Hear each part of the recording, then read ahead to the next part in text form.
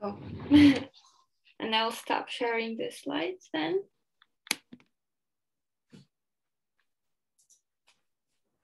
Hello, everyone. Welcome to the first talk that will be delivered by Professor Maurice Gordon and Dr. Ciaran Grafton-Clarke. And we will be just giving a couple of tips that will help with the research journey from our own experiences. Yep. I think either Ciaran or Professor Gordon will start. I'm happy either way. Who would like to go first? Ciaran, what do you prefer? I think, are you staying for the whole thing, Maurice? No, I'm on call. You want to go first then? No problem. No problem. You go first. There you go. He's got such good manners. Much appreciated. Okay. So, am I sharing the right screen? Can you see my slides or no? Yes. You can see them? The proper slideshow, yeah? Well, it's like... It's your presenter view, I think. Oh, that's the wrong one. I made the wrong choice. I had a gamble and I made the wrong choice. Never mind. I'll try again. There's only 3 screens to pick from. So we'll try again. How's that? That sounds good. Should we try that one? Okay, so thank you for joining us. I could have talked a lot about intricacies of methodology, or I could talk about experiences. I'm not going to do that. I'm going to come from the position of someone who's been in the position all of you are in.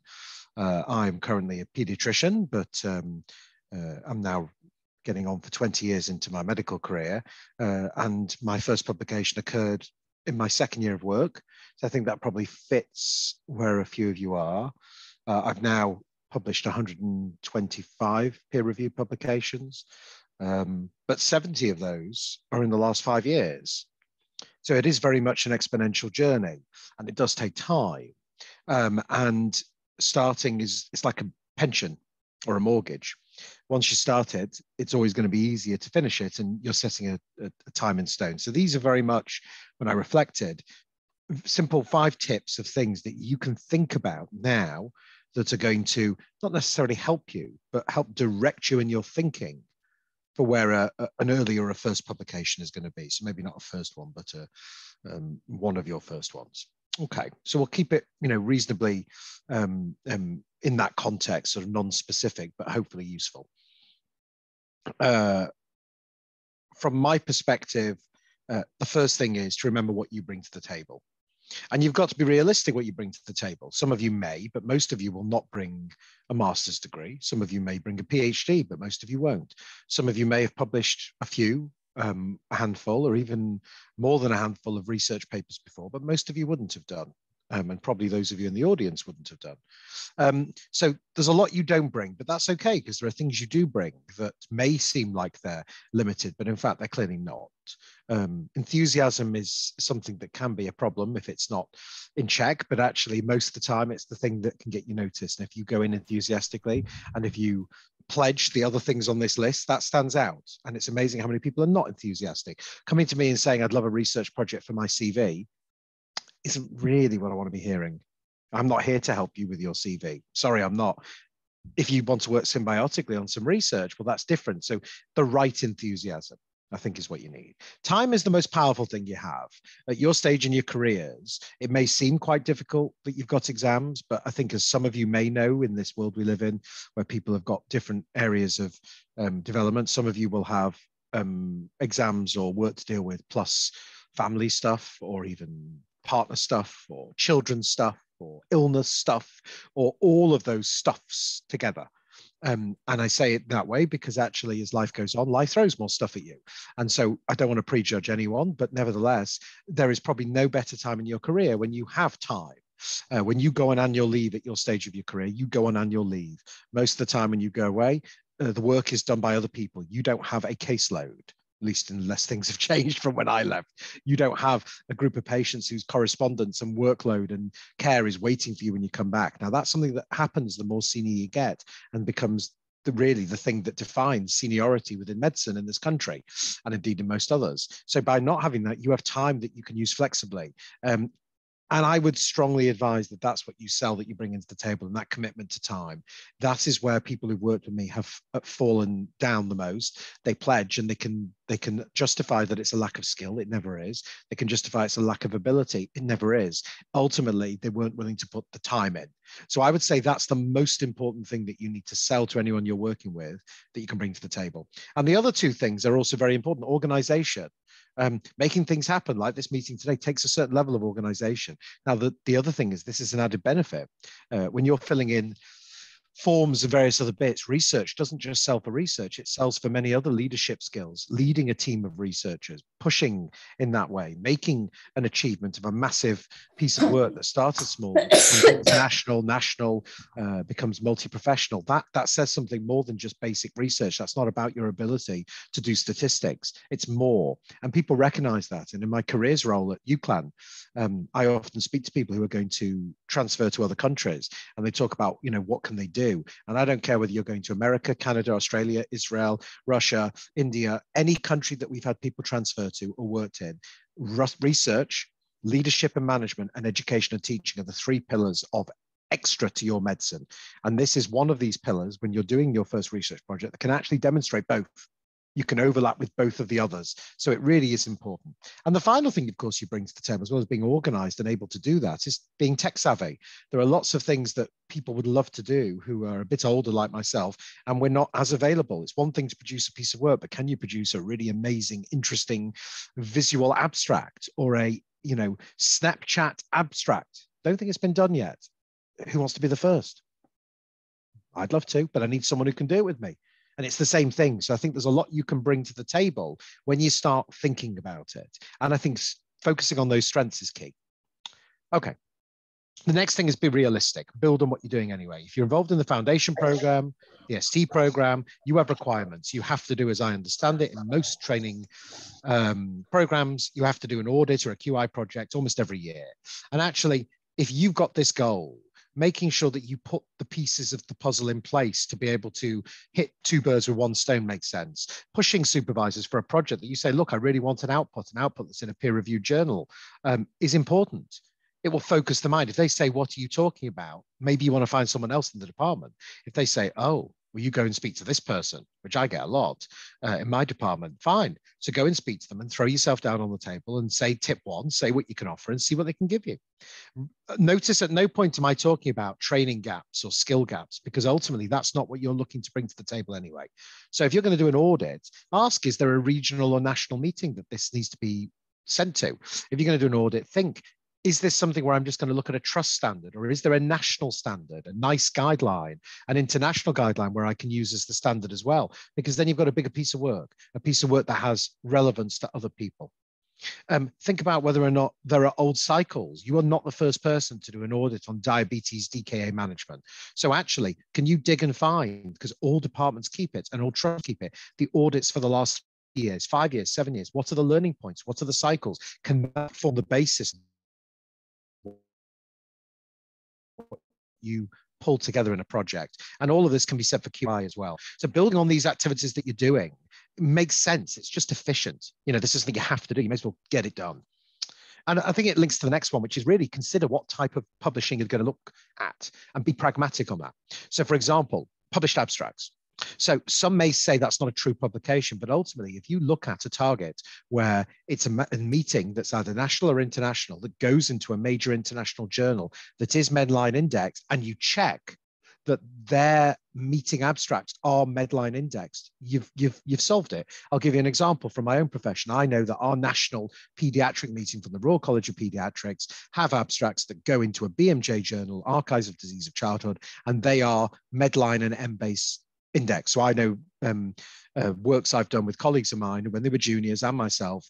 In fact, some of my most cited pieces of non-published work, so published as abstract work, came from those meetings because it's a national journal. It's given free with membership, and there's very similar journals that come with many, many other professions in the country. So it's kind of a way of taking what is an easier route in, because these meetings have far less scrutiny to your abstract. You're far more likely to get accepted. Now, it's not the same as a full publication, but it can be a route to a full publication, or it can be a publication in its own merit. The other thing that I'm very experienced in, and is a bias, so I'm just speaking on my own experience, is systematic review. And I see a lot going for systematic review for early researchers. Number one, it doesn't incur any external fees or costs that you're not aware of. Number two, it can be done asynchronously or synchronously. You can have people working together using tools like Ciaran or Covidence to do searching, but they can work asynchronously too. So you can all be working in a team that's local, national, or international. You can be working when you're in the middle of your night shift or on your off days, whereas other forms of research might involve you having to be in an office together or work together or in the same trust. And they can be done very quickly if you have a dedicated team to high quality standards. So again, I think there's something for secondary research when you're in your early stages that can be said. Again, you need to pick up some skill there, and there are ways to do that. But I think that's one that everyone can achieve if they have that basic skill. The other one is the good old-fashioned case report. Don't forget that. Don't ignore it. And actually, if you see something novel and people keep saying it, ask. Go off and do a rapid look in Medline, in Embase. See what's there in case reports. And the two items link together. So if you've got a case report, it might in itself not be publishable. But if you link it to, if it's quite a rare case, a focused systematic review of the literature to look for that case, you've now got something that's got merit. And I'll give you an example. Last April, I looked after a 28-week baby, that's 12 weeks premature, who happened to have COVID. And I was the idiot who was on call. It was a Friday night. I was covering the registrar bleep, which is what we do. There were no masks left. It was back when everyone was locked away. So I went in the room and saved the baby, and the baby was fine, as you'd expect with a 28-weeker. Stayed COVID positive for 16 weeks, which was very new information back then. I think as of the moment, till about 5 months later, he remained the youngest baby to have COVID. And it was the first baby to be published that had got COVID through vertical transmission, because the baby had no contact with mum, was born by section and was removed immediately. So it had to be vertical transmission. So it was a lovely case report. But we added a quick systematic review, and I say quick, I did not say low quality, with one of my registrars. He's a lovely senior guy from India who hadn't done research for years. We found 30 other babies reported in 8 other reports, and that has now been cited 25 times in a year. And I can assure you, 25 citations in a year is about the top end of research. So I took something that was by itself interesting, but not great. I took something else that was linked to it, and I put them together. And that's a very good way of taking a case report and making it marketable to a publication sort of route. The other one that links to that is images. You'll often get people at X-ray meet, oh, this is interesting. Oh, that image is interesting. My first publication was an image. It was a girl, a 15-year-old with a thyroid goiter. And it turns out she'd got it because iodine had been removed, iodinization had been removed from salt. And that was the point we made about there'd been a shift in public health policy, because they used to put iodine in salt. They stopped it, and she had an iodine deficient goiter. And after that, they started to put iodine actually back in the foodstuff in the UK. So it was a really interesting case, lovely little image. But if you ever see an image mentioned, at that moment, you have to quickly think. You have to find a couple of journals that you think are possible targets, and you need to get their consent forms. You need to get a trust consent form, and you have to get consent from the person who's having an image taken, because if it's an X-ray, they're not having it taken. They've had it taken. You don't want to contact these people 6, 12, 18 weeks later to say to your boss, look, I'm not sure what we're going to write, but if you think it's interesting, can I quickly get a BMJ consent form for images and get the patient to sign that we'll use an anonymized image? Because now you've got that. It's done. It's banked. And you're free to do what you want to do. So that's a little tip that really, if you don't do, can make a big difference. The next one, and this is really important, is don't write a piece and expect a journal to accept you. You need to write for a journal. And I need you to really think about that, because it's not what anyone does. They write a piece, they say, oh, this is a great piece, it's brilliant, it's fantastic. Oh, I'll go to the best journal, they didn't take it. I'll go to the next journal, they didn't take it, they gave some advice. I'll go to that. And what you end up getting is you're using the first 3 journals say no because they won't even bother peer reviewing. Then you use the next 2 who use peer review to essentially tidy up your work, and then you publish in the worst journal with the best piece. Now, that can be fine if you've got a piece that's got impact, but if your piece hasn't necessarily got massive impact, and yours probably won't, what you want to do instead is start looking before you even start writing. What journals are out there that would fit your audience? And what have they published in the last 3 years that is on par with your work, the same size, scale, scope, form? What have you done? If you're going to do an image and you say, but these are the 5 journals I'm going to send to, and they haven't published an image in 3 years, you're wasting your time. If they've published 3 interesting X-rays along these lines and you've got another one, but it's in the images series and you were going to send it as a letter to the editor, you've picked the wrong thing. If they always have 5 other cases that have been found in the literature and you've got one, find 5 other cases. So it really gives you an idea about the viability, the practicality, but ultimately the writing style as well. You've got to write in a way that is in their conversation. I can tell you, for example, in medical education, in research on educating in medicine, if you're going to do a piece that's deeply theoretical, is based on qualitative research methodology that's going to build new theory, you send it to medical education. If you're going to do a piece that's global and about global sharing and strategy and support, you're going to send it to medical teacher. If you're going to do a piece that's about a practical deployment, you're going to send it to clinical teacher. I know these journals, I know what they want, and finding someone who knows that, or finding it yourself so you can just look. And ultimately, if you say to me, I'm sending to this journal and I look and I can't find a single piece, you haven't done your homework. You haven't done basic homework. And that's important, because how dare you think that this journal should change what their nomenclature is and their style is and their ethos is to suit you. It's just not the way around it works. So it's a really simple thing. And there's a very, very skilled linguist by profession called Lorelei Lingard, who's from Canada. She did a load of safety work talking about conversation in the operating theatre that I did a lot of work with about 15 years ago during my PhD times. But actually, I've seen her do workshops on publishing. And this is one of the key points she makes about, that no one does. And if you start moving towards this, find the target first, write towards what the target wants, you'll find your chances of success go up dramatically, particularly with these types of early works. And the final one, to APC or to not APC, the article processing charge. So a few weeks ago, I got an email from one of the senior doctors in the trust saying, hi, one of your 5th year students at your medical school has had this lovely piece accepted in this journal. There is a £2,500 charge and we didn't really realize. So have you got some money you can give? That's not what you do. It's not what you do. There's no reason it's in that journal. In fact, the reason it's been accepted in that journal is because they expect it to come up with £2,500, which they don't have. Now, you say to me, well, I'm going to pay it myself. There's a lot of better things you could do with your £2,500. So, really, you don't want to get stung by this, because a lot of these journals do have a charge now. It doesn't mean they're bad. If you said to me, you've got a piece you can get accepted in the New England Journal of Medicine, I would literally work locum after locum to get that £2,500, because if it's open access, it's going to change the world. So there are times for it. But in this context, what instead I'd ask you to consider is there journals available without it? But more importantly, if there is one, think about your unique position.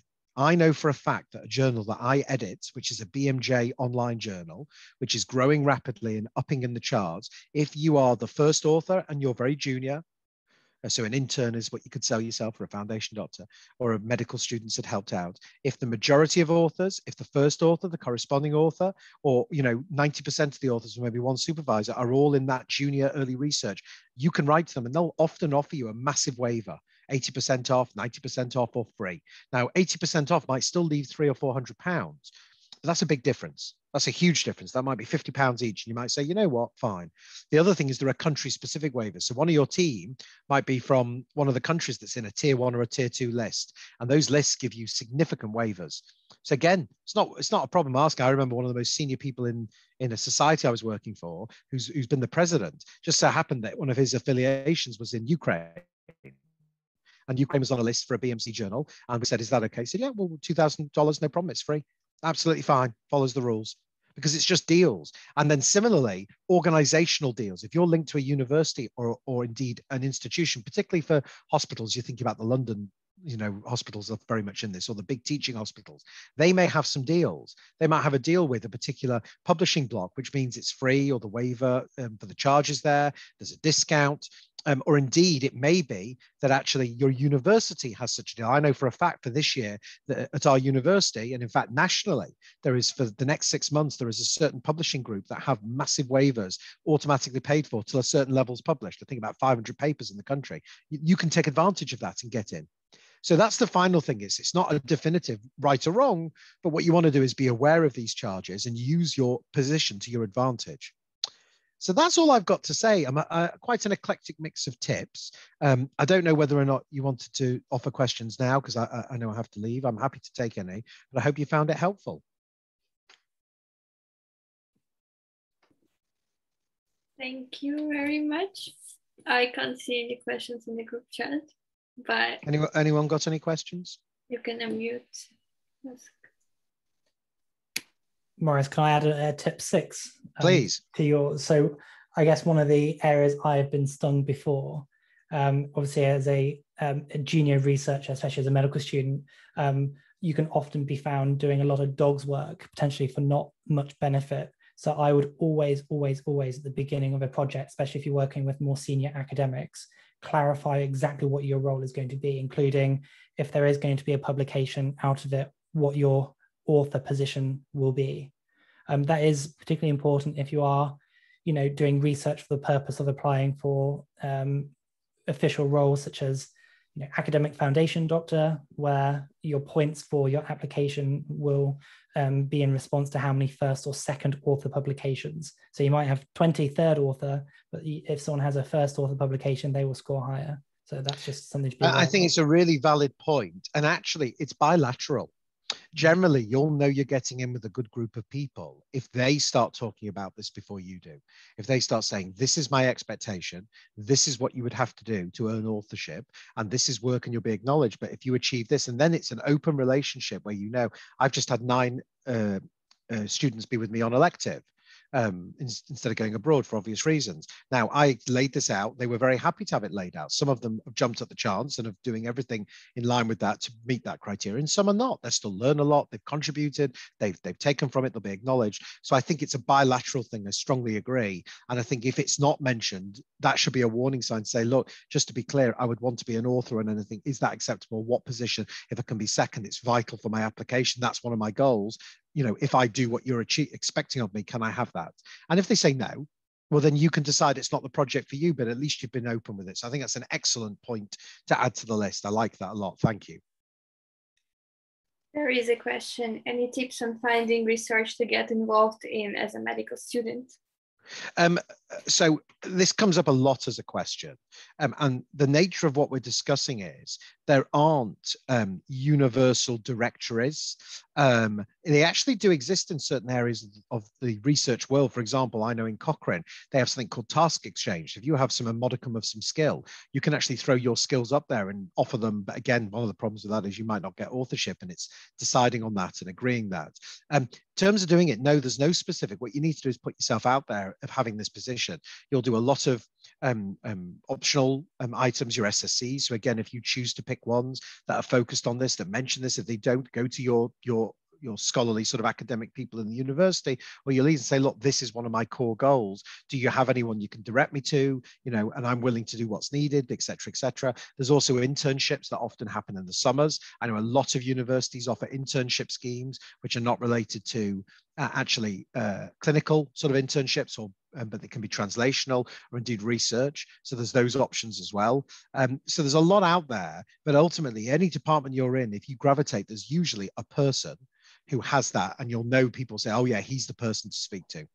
And so, if you throw that out everywhere you go, you will come across someone. And ultimately, it's like relationships. Sometimes you will get on like a house on fire and it will work. Sometimes it won't. It's not because you're bad or they're bad. It's just not a mix or a gel. It's not that one of you is better than the other. It's just that it just doesn't quite click. And it's like good teachers. I remember the people who've been key on my stages of supporting. And those relationships sometimes were very equal and symbiotic. Sometimes I was doing a lot of heavy lifting, but I was getting those links of key bits. But as long as you go in with your eyes open and it's that very clear, transparent relationship, they often do exist, but you've really got to put yourself out there to find them. It's not going to fall in your lap. And I think that's the primary thing.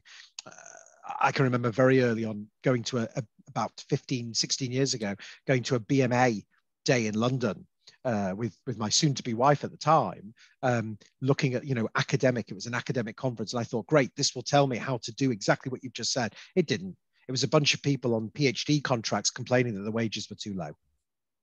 So there's a lot of that. There's very few people who will actually say, here's a route in. One thing, of course, clearly that's there is the Foundation Academic Program for those of you in medical school. And I think linking to Ciaran's point, doing what you can, really as early as you can in medical school to make sure that you have, powerful ability to compete with that, I think is important. I think it's vital. So yeah, that does make a difference because then those programs are there. But even if you don't get in to that, once you've applied, gravitating towards people who have those positions and saying, look, I didn't get one, but I'm willing to give every weekend in the next 6 months to do this with you. What have you got for me? And it's the same as tip 1, throw yourself out there and see what comes up. I don't know, Ciaran, if you've got anything to add to that. Yeah, just a couple of the papers I've written have been large collaborations. I've just put a link to one of them, which is probably the most universally recognized. It's a large surgical projects, and essentially if you're working within a particular hospital, which obviously as medical students you will be, if they're doing a particular surgical project, you will then do the data collection in your given area, and you can get authorship. I think that's pretty much one of the only ones that I've been involved with, which kind of works on a national scale. I think my advice would be just put yourself out there. I mean, that's how I got involved. I've done a lot of work with Maurice, but I've also done a lot of work with loads of other people as well. And it's just really just putting yourself out there. I mean, I'm sure you might remember the first time I got in touch with you, Maurice. And actually, I didn't directly get in touch with Maurice. I actually spoke to somebody at my university and said, you know, I'm interested in this particular area. Do you know anyone who I might be able to speak with? But I didn't just go to Maurice saying, I want to do research with you. I actually went to him with an idea for something which I thought would be useful. In the end, I don't actually think we did anything related to what I mentioned, but it was an easy way just to get myself involved. And then I built up those connections. I built up this skill, and it took a long time. Initially, the first project, just, you know, data collection. The next project, a bit more analysis. The next project, extensive writing. So as you build up those relationships each time, you're given a little bit more responsibility, and your skills grow in an iterative way. And it is experiential learning. You know, the only way to learn to do academic work is through writing. You'd be surprised how many people are academic and don't actually have that skill. And this is why I think the old-fashioned MD 2-year program in medicine has died. You know, that used to be a requirement to get on many of the training programs, because people would do essentially dog's body lab work, and they wouldn't even do that much writing. And the writing they did was very poor quality. So you don't gain anything.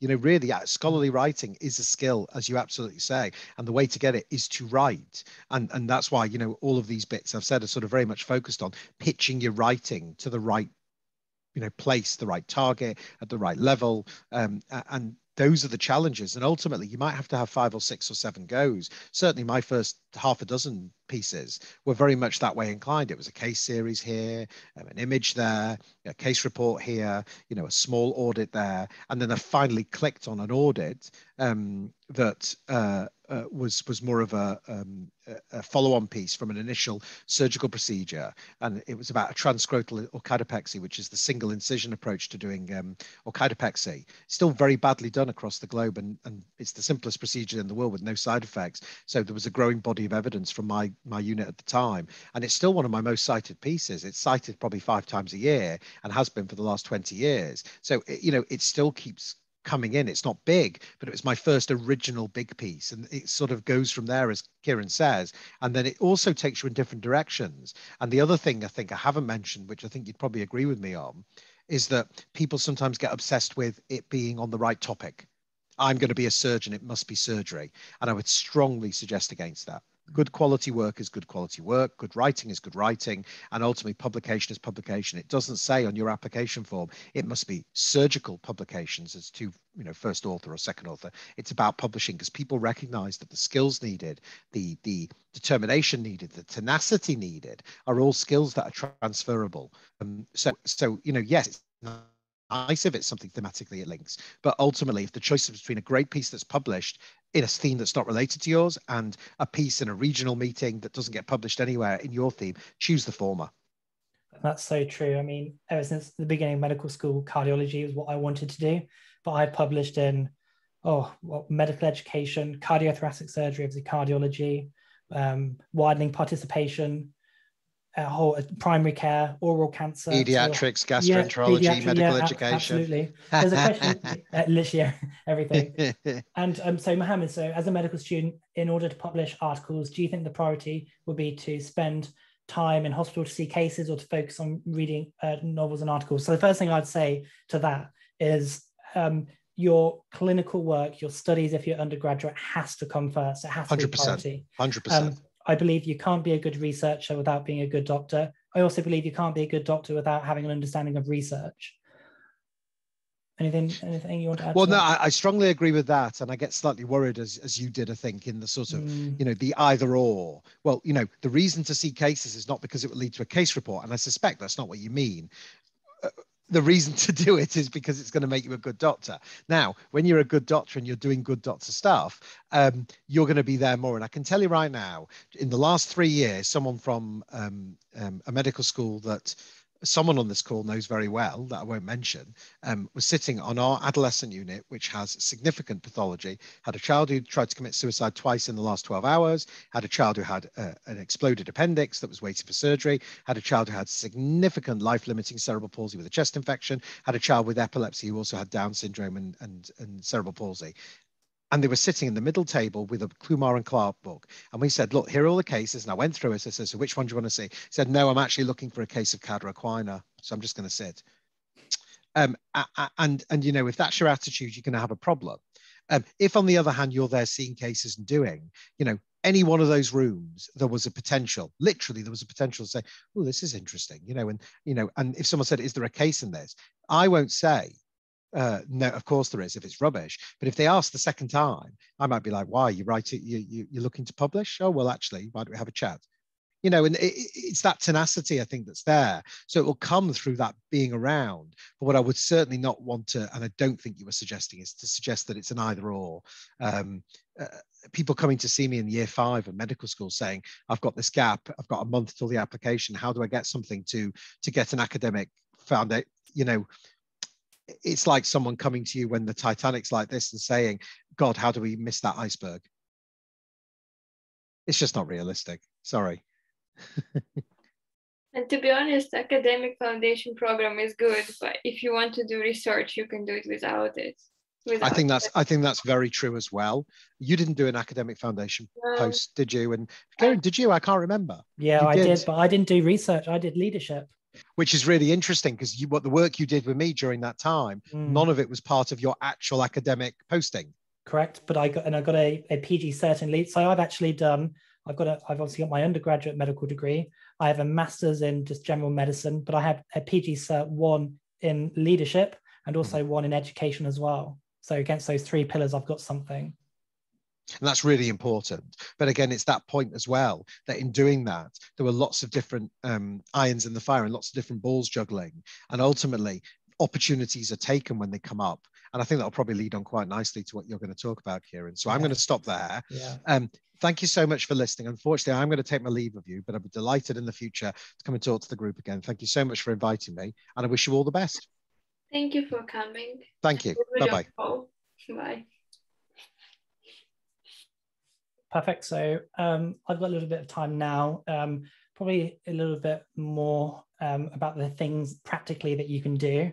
So as Svetlana introduced me at the beginning, my name is Ciaran. I'm currently a doctor. I'm working in Norwich. I think my actual role is I'm an academic clinical fellow in cardiology. I've been a doctor 3 years. I've published nearly 50 papers in peer-reviewed journals. So I think I'm in a reasonable position to kind of give you some practical tips of things you can do in the short term, medium term, and long term to kind of get you to where you want to be.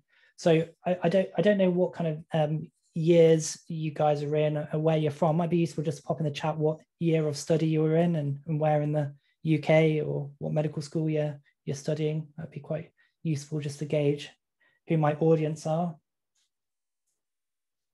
So Aberdeen, 2nd year, very forward thinking, think about research so early, brilliant. 2nd year UCL, fantastic. 3rd year postgrad, excellent. Aston year 2, 3rd year, 2nd and 3rd years mostly, great.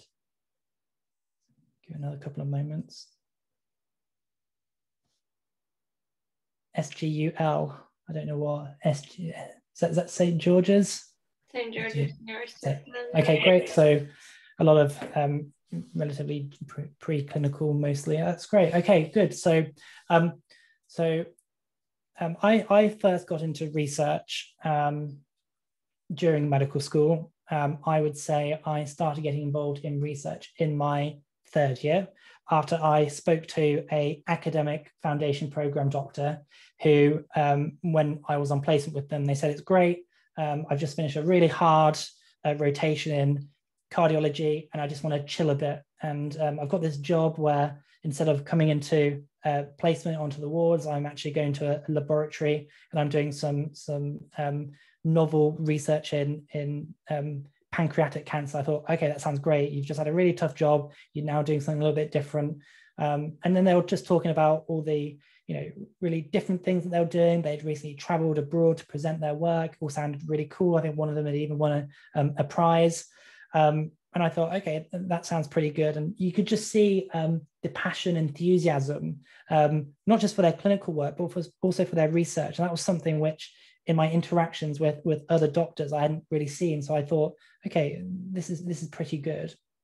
So I actually then got in touch with my careers advisor at my medical school, and I kind of inquired about what the academic kind of training programs are. So we're actually very lucky in the UK that we do have the academic foundation program, and then that leads on to academic clinical fellowships, and then after that it's clinical lecturership positions. So there's a really clear, dedicated training pathway for doctors who are interested both in clinical and academic.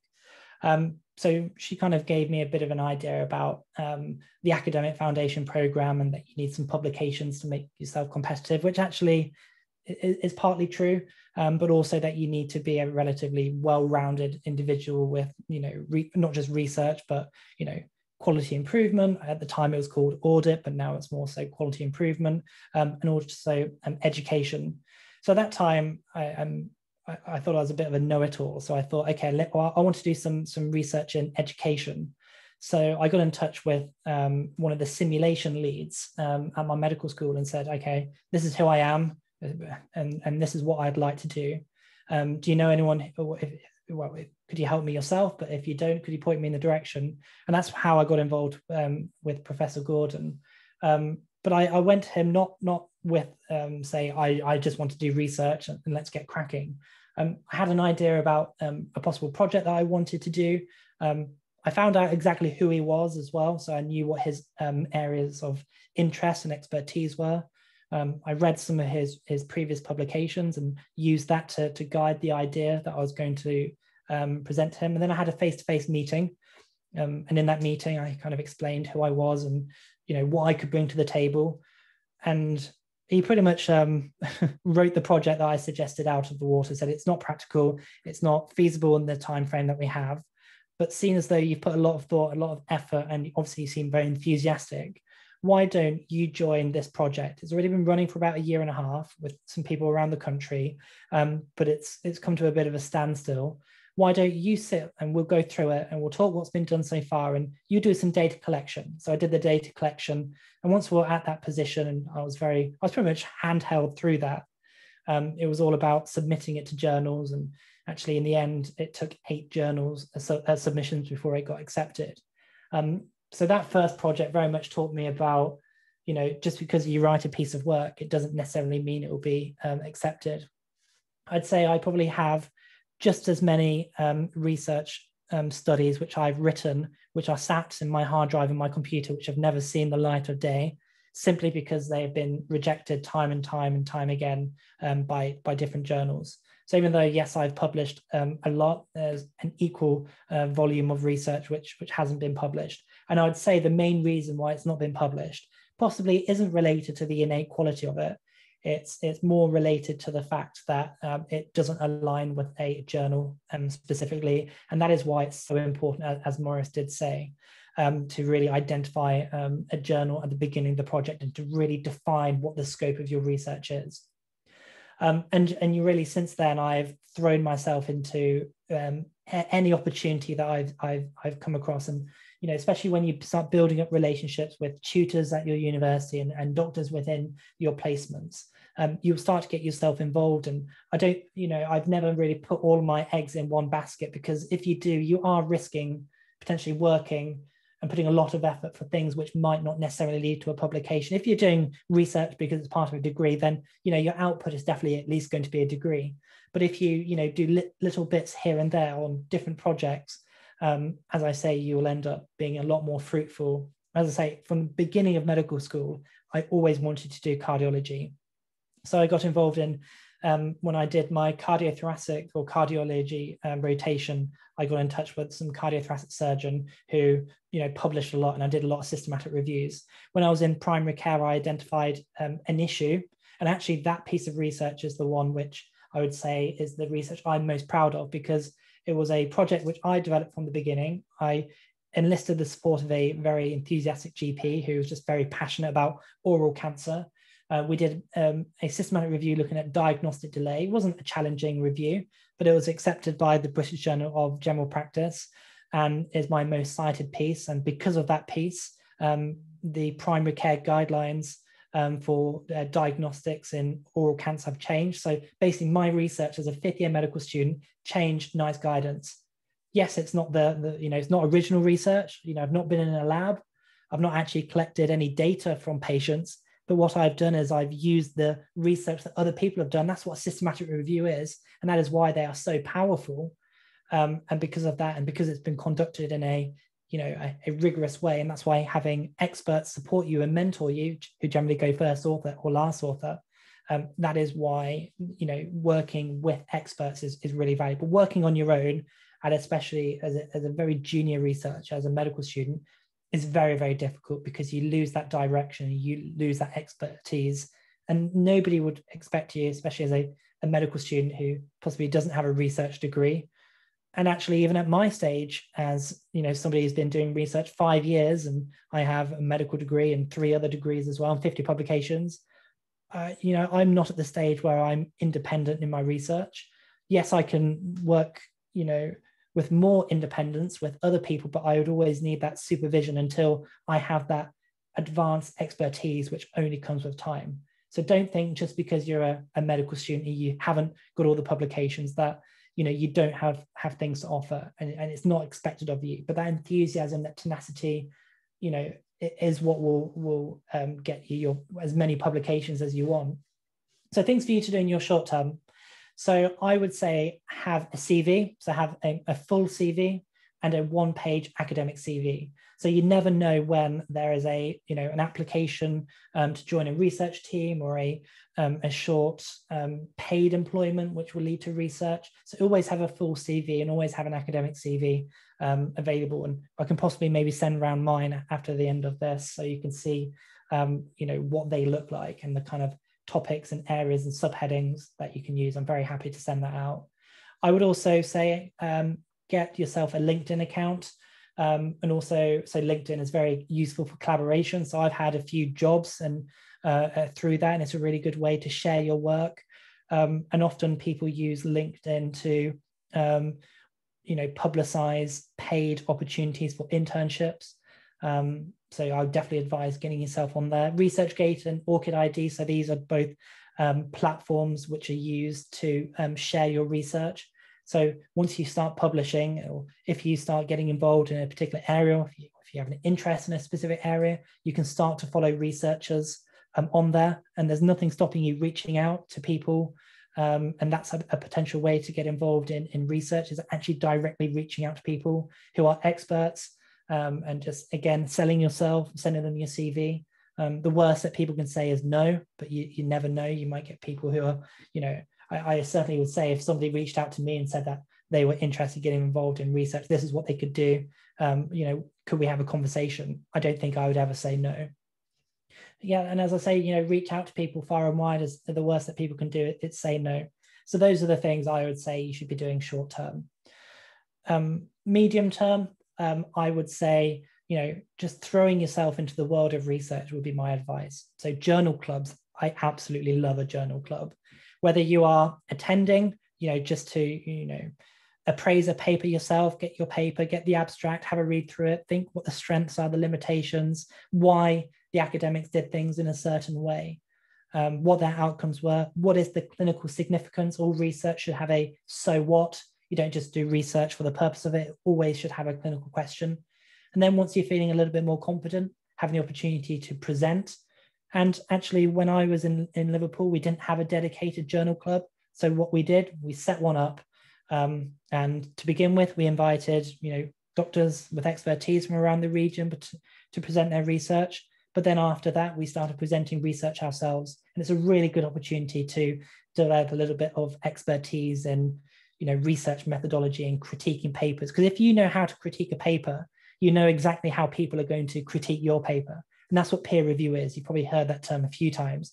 So that's essentially when you send when you submit your work to a journal, they will send it out to experts. They are experts in their field, and they'll critique your paper.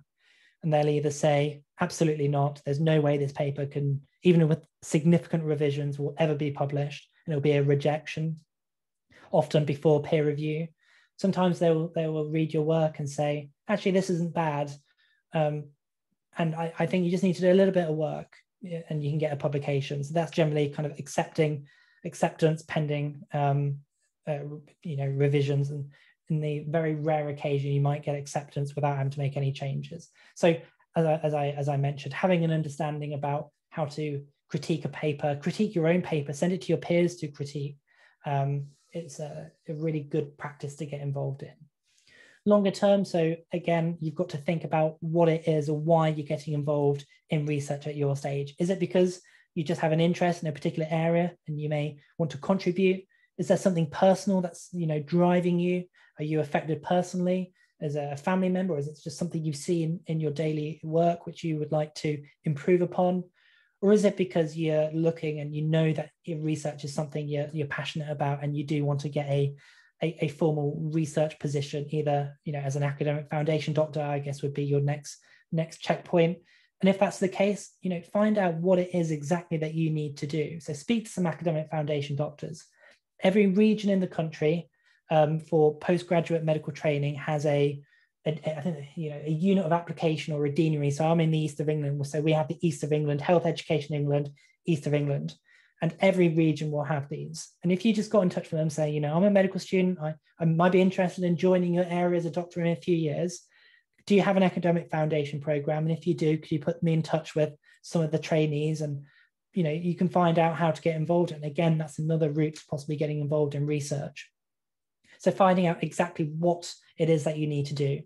So generally for the academic foundation program, having publications does help. Is that the way it generally works is you apply to an area, you fill in an application form, which is generally white space answers, and they'll ask you, what research have you done? Describe a particular project in detail. What publications do you have? Have you presented your work as either poster or oral presentations? Have you won any prizes? That kind of thing. Do you have any intercalated degrees as an undergraduate or a postgraduate as well? So those are all the things that for long term, obviously, you guys, a lot of you second, third years, you've got 2 to 3 years before you'll be making those applications. So really having an understanding of what it is that you need to demonstrate now will be ideal for when you reach out to people, when you get involved in research, exactly what it is that you want to get out of it. So the things I would encourage you to start thinking about in terms of outputs, so posters, either presentations, posters or oral presentation. So these could be regionally, they could just be locally within your hospital, they could be nationally, and they could be internationally. And they're a really good opportunity to potentially travel, to present your work to like-minded people, and just to really, and conferences are amazing. They're great fun and a really good opportunity to put your research out there. Publications, obviously, and Professor Gordon has spoken about the spectrum of publications, ranging from case series and images through to original research. But that point about clarifying your position, it's so important. I've had a situation where I've done an enormous amount of work, actually written the whole thing, and I went and said, okay, Bill, my name's going to be on this first because I've done all the work. And their response was like, hey, no, I invited you to this. It's my work. It's my way or the highway.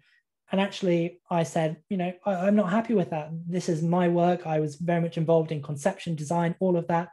And actually, in the end, the whole project was shelved because this individual was adamant that his name had to go first. And in the end, the work wasn't published because, I wasn't happy to submit something where I truly believe that I should have been first author.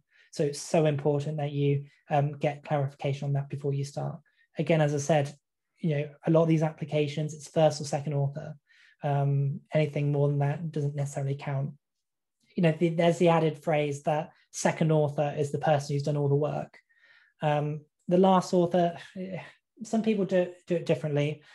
In some circles, the person who's last author is the most senior person, is the mentor. In other scenarios, generally kind of more lab-based research, the most senior person will go first. But really the person who goes first should be the person who's contributed the most, both intellectually and in terms of doing the grunt work. So, you know, out of all the research I've done, I'd say about a third of it, I've been first author. So it is really important, if you're doing the most amount of work, you know, stand your corner. And, you know, if you're, you know, having that discussion at the beginning of the project, it seems like you are doing a lot of the work and you've been very much involved in conception, you really should be going first author. So, you know, try and fight your ground if you're able, because it does make a difference. Prizes. So whilst I have not won a research prize per se, I have won about 6 or 7 national prizes for different things. So I won and a lot of these things seem a bit strange. So every year the GMC have a student competition about professionalism, where you just design like a game. So I won that 2 years running, and that was a national GMC competition. You know, one year we made a game, and the next year we made kind of an audio kind of case series, and that one. And often you think these national prizes, loads of people are applying for them. Nowhere near as competitive as you think, because everyone thinks, oh, loads of people are applying, I'm not going to bother. Other things I've won, so I set up an organization at my medical school about widening participation, and that won 2 national awards, nothing to do with research. Ended up having a research strand as part of it, but the main focus of it was leadership. Last week, I won a national BMJ award, again, for a regional leadership project. And just off the top of my head, the other thing I won was a national sarcoma fellowship. So every single year, the National Sarcoma Group run basically a little quiz, an online exam. It's open book, so you can literally have Google open as you do it. And I scored top in that nationally, and I won a prize at the Royal College of Physicians. So all of these things give you points. So as I say, none of them were directly research related, but I've won numerous national prizes, and these all count in your applications.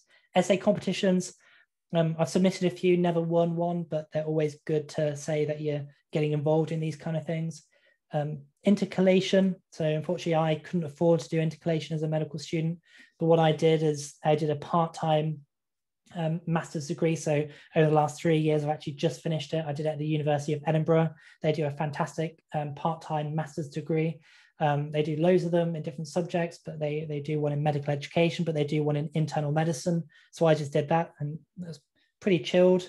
And you know, the global forums, they're very well designed. You can get postgraduate loans for them. You can also get a scholarship as well. So I had a 50% scholarship, and I just wrote a quick application. They're generally very easy to get. But as part of my academic foundation program, because I did the leadership strand, so the academic foundation program is the leadership, education, and research. So I did leadership. I got a PG cert as part of that. So obviously that's very attractive. And I also did, and so you don't always have to go run through training. So when you do your foundation years, do F1 and then F2, and then you can apply for more specialist training. I actually took a year to do an F3. Some people do F3s, F4s. Somebody I'm working with now is doing an F7. And there's not the added pressure nowadays that you have to go straight through into training. So in my F3, I did an education job as an education fellow. And as part of that, I got another PG cert. So that made me extremely competitive. And actually, I didn't get the academic clinical fellowship role first time around. It took me 2 goes, and it just made me that much more competitive to get that post. And you know, these posts are unfortunately very, very competitive, because the beauty of them is, if I apply for a academic clinical fellowship in cardiology, it means I will definitely have my training number in cardiology. So I don't have to reapply for cardiology after the academic foundation program like everybody else will have to do. I won't, because I'll get the run through training. Because if you're starting to do research at an advanced level, which you are doing within an ACF, you know, they don't want those people to then find that they're not able to get the clinical job in that specialty.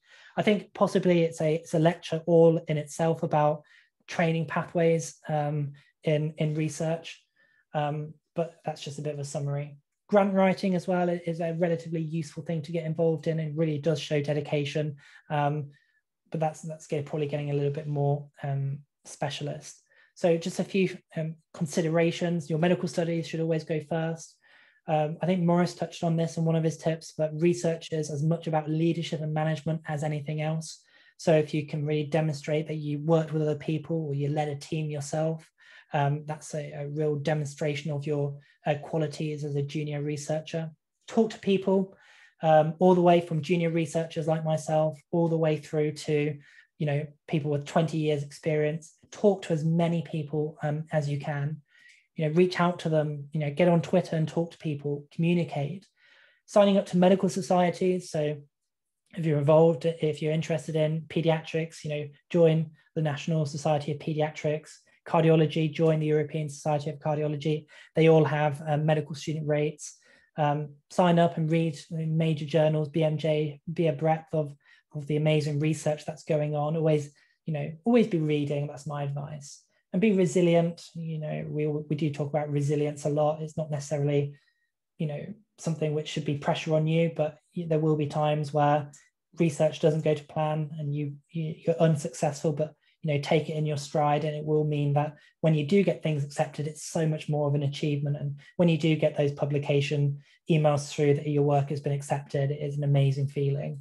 And something which I did a lot as a medical student, there's some amazing podcasts. I think I'll put some of this in an email and send it around, but there's some really good kind of critical appraisal podcasts, especially in critical care and emergency medicine, where every week they discuss a key paper that's come out in their field and they relate it to their clinical practice. And it's, you know, a really good way to link what you're learning about in your clinical training to what you're developing as a researcher. So that's some practical tips for you, and just some early experiences for myself. And, you know, I'm still learning, and I get the highs and lows of research all the time. But really putting yourself out there and communicating as widely as you can, informing yourself, I would say would be my take-home messages to you all. So if anyone has any questions, I'm very happy to take them. Thank you for sharing the tips. No problem. I also wanted to say that actually going on placement is the best thing you can do for your research journey, because it's on placement that people see how keen you are. Like even as a F1, I did a career taster last week in ped surgery. This is something that I'm interested in. And just by the fact that I'm not looking for any research projects at the moment, because I have a bulk up of the old ones that I need to sort out. But just the fact that I was keen enough to come for a career taster and to ask the surgeons to go view the surgeries, talk and stuff, the surgeon came to me and offered the research project. So by showing your enthusiasm into the specialty, you can get some opportunities. So yeah.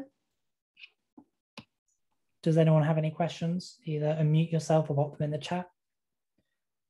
And I will put my email address actually. So if anyone does have any questions or any issues, you can let me know. Would it be possible to send through? Yeah, absolutely. Yeah, I'll put them down in an email, some practical things, including the templates and a few links to a few useful bits and bobs. Absolutely. But please feel free to email me if you have any questions after this. Absolutely. Very happy to talk to you. Thank you. And we will also upload this video recording for the future watches.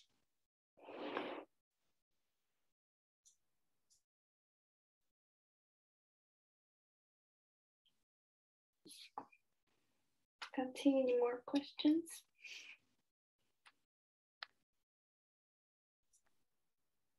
Oh, actually, guys, I will also send out the feedback form to complete, if that's okay.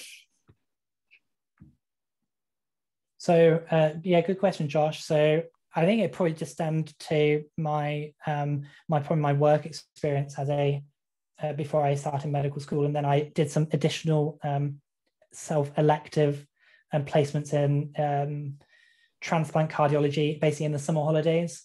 So that again is also a really good, you know, arranging these opportunities for yourself is really valuable, and I just fell in love with the specialty because of that. Thank you everyone for your kind comments as well. Much appreciated.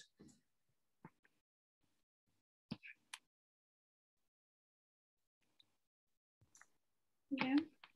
Any more questions, or should we wrap up?